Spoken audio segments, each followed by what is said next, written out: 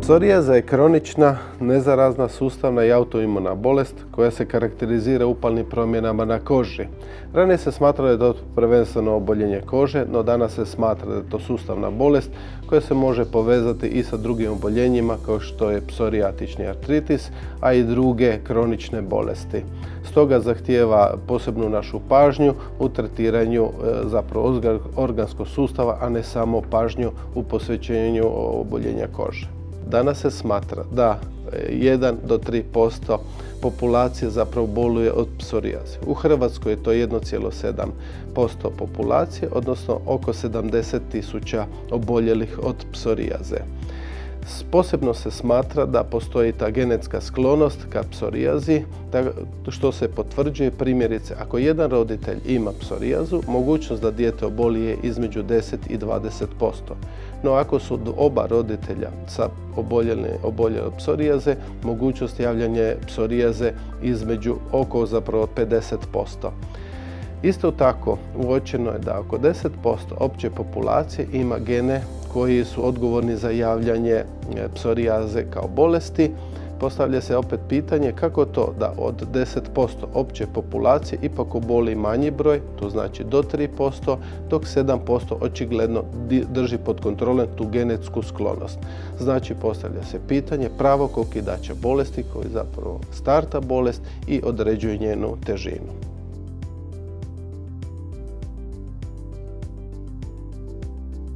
U odnosu na dob kada se javlja bolest, uglavnom 50% oboljelih zapravo dobi bolest do 25. godine, no neke studije upućuju da su dva pika javljanja bolesti, to je između 20. i 30. godine, odnosno drugi pik između 40. i 50.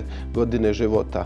No, zabilježeni slučajevi su da i od najranijeg djetinjstva već imamo pojavu bolesti, a najstariji zabilježeni slučaj koji je obolio od psorijaze imao je 107 godina, jer se tada pojavio očigledno trigerirajući faktor i doveo do same bolesti.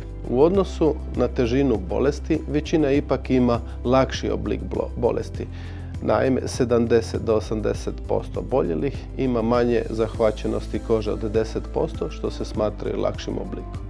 Vrlo često je zbog tih minornih promjena ne zahtijeva aktivno liječenje ili je neprepoznata, stoga se ne javljaju liječniku, nisu u aktivnom liječenju i nisu u registru oboljelih. Tako da se vjeruje da onaj broj od 3% daleko je možda i veći, s obzirom na to kad bi se prijavili gotovo svi koji imaju i one najmanje ili minimalne promjene na koži.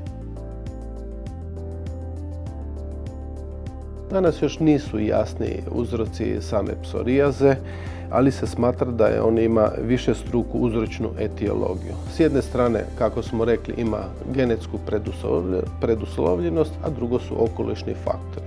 Od okolišnih faktora prvenstveno su negativne navike kao što su pušenje, konzumiranje alkohola, mogu različite infekcije, pojedini lijekovi, ali gotovo svi autori ističu poseban utjecaj ili uzrok predstavlja zapravo psihološki stres kao okidač upravo onih gena koji stvaraju sklonost za psorijazu. Stoga je posebna pažnja skrenuta na psihološki stres kao najvažniji etiološki čimbenik u razvoju i pojavi bolesti. Mnoga epidemiološka istraživanja pokazali su povezanost između pretilosti i javljanja psorijaze kao bolesti.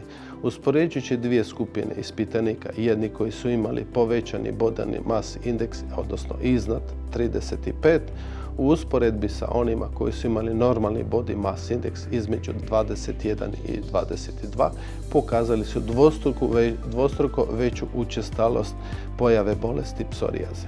Isto tako, slična istraživanja pokazala su da osobe sa povećanom tjelesnom težinom i koji su bili pretili razvijeli su puno teže, odnosno teži i teški oblik psorijaze u odnosu na osobe koje su bile normalnog body mass indeksa. Znači da pretilost i prekomjerna težina značajno utiču na pojavu bolesti.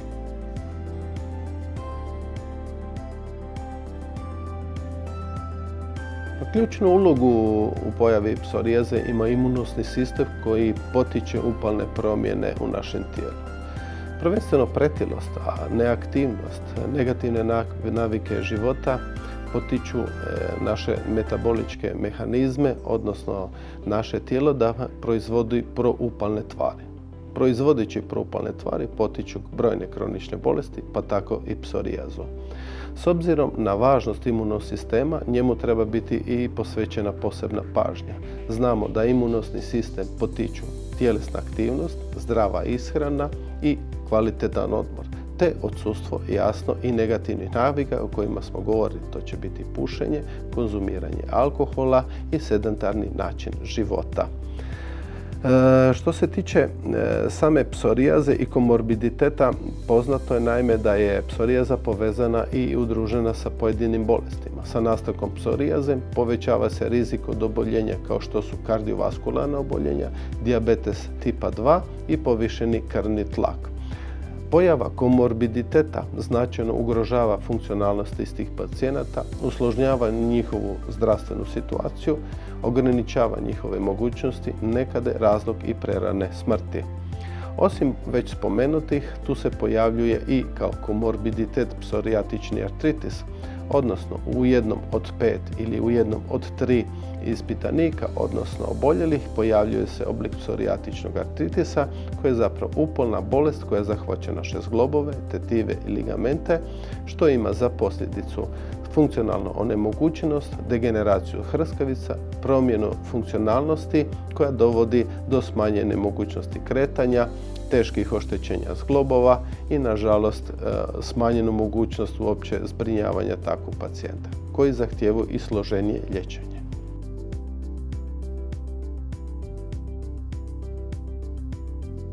Psorijaza se liječi kao i svaka druga kronična bolest. Iznimno je veliki napredak sa uvođenjem biološke terapije gdje su postignuti značajni i veliki uspjesi i te nas ohrabruje na poticanje o primjeni biološke terapije. Hrvatska udovoljava svim kriterijima u svjetskim smjernicama u liječenju psorijaze, zbog čega moramo iznimno biti zadovoljni.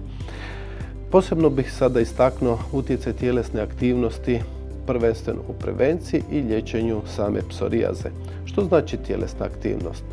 Tjelesna aktivnost je svaka ona aktivnost, odnosno angažman naših mišića koji zahtijeva povećani utrošak energije.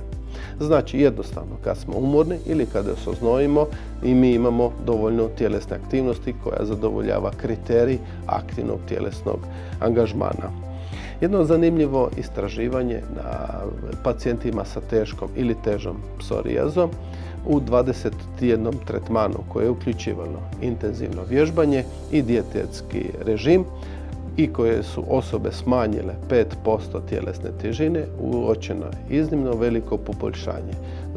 U istih pacijenata 50% došlo do poboljšanja promjena na koži, što govori da tjelesna aktivnost, pravilna ishrana mogu doprinijeti u tako velikoj mjeri u teže i teško oboljelih od psorijaze. Što nas treba ohrabriti da pored svih terapijskih procedura, intervencija, iznimno je važno i vježbanje i pravilna ishrana. Uspoređujući zdrave i osobe sa psorijazom, uočeno da se te osobe manje kreću. I analizom razloga zbog čega se one su manje tjelesno angažirane, odnosno tjelesno aktivne, uočeno je da su to razlozi psihološke prirode i fiziološke. Psihološke bit će s jedne strane depresija, sram, strah i neugoda, a s druge strane fiziološki uslijed vježbanja i znojenja dolazi do pojave svrbeža, nekad pečenja i zbog čega zapravo se obeshrabre za vježbanje, odnosno redovito treniranje. Još jedna iznimno važna potvrda o pozitivnom utjecaju tjelesnog vježbanja je u tome što primjerice u jednoj većoj skupini ispitanika koji su redovito vježbali primjerice 108 minuta da su redovito trčali tjedno, da li su vježbali 180 minuta ili plivali ili igrali tenis, uočeno da u toj skupini ispitanika koji su redovito intenzivno vježbali pojavnost je bila smanjena između 20 i 30%. Znači, intenzivno vježbanje smanjilo je pojavnost same bolesti, to znači da smo pozitivno prevencijski utjecali. To se slaže i sa svim ostalim istraživanjima za sve ostale, kako autoimune bolesti, tako i kronične bolesti. Jednostavno, rekli smo, radi se o oboljelom sustavu kojega na isti način možemo prevenirati kao i sve ostale sustavne, kronične ili autoimune bolesti. U periodu aktivne bolesti iznimno je važno očuvati mobilnost zglobova. Radi očuvanja mobilnosti zglobova na bilo koji način prilagođeno jasnu situaciju u kojoj se pacijent nalazi, mi možemo iznaći i treba naći vježbe koje odgovaraju tom stanju. Osim toga, aktivno vježbanje potpomože i učinkovitost u samom liječenju akutne ili aktivne faze bolesti. Ljeto je period posebno važan za osobe sa psorijazom.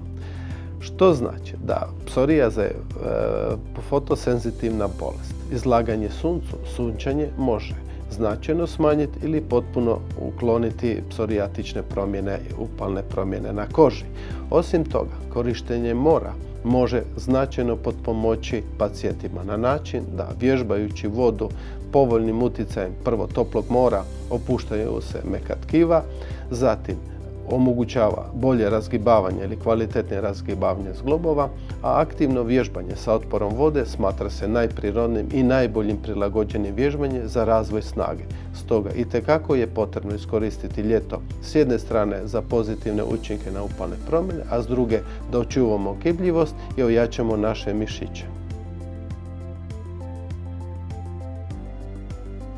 Tjelesna aktivnost iznimno je važna zbog povećanja opće kondicije, a opća kondicija ili funkcionalnost našega tijela povećava i sposobnost imunosnog sustava da suprimira pojavu same psorijaze, a sa druge strane omogućava nam bolje nošenje sa stresom, kvalitetnije rješavanje problema i fizioloških promjena kao posljedica stresa, a već ranije spomenuto, stres je jedan od važnijih čimbenika u pojavi bolesti psorijaze. Bez obzira na situaciju u kojoj se nalazimo, primjerice ako imamo i otek zglobova, bol pojedinih zglobova, mi moramo održavati mobilnost. Naime, poznato je kod svih upalnih bolesti zgloba, iznimno je važno čuvati njegovu mobilnost i na taj način čuvamo s jedne strane funkcionalnost, ali potičemo i sve mehanizme koji pomažu u rješavanju upalnog procesa. Preporučene su vježbe aerobnog karaktera koje mogu biti laganog intenziteta, srednjeg